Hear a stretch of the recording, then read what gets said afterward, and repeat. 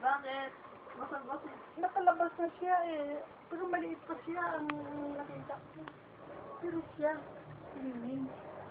Sabi ko, may mamaw dyan. Ba, ayaw ko talagang gusto nila labas.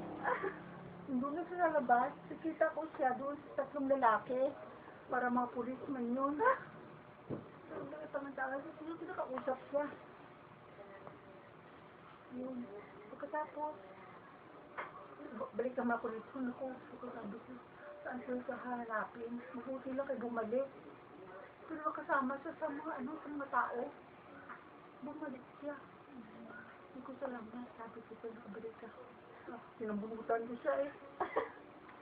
Bumalik ka na dito sa kwarto. Dito.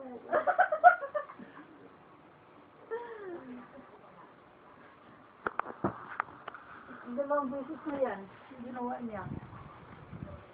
Na siyang pinapanaginipan ko nung maliit siya. Ang lamig ng ano? Kama. Kama ba to? Ano? Ang lamig ng kama. Oo, malamig eh.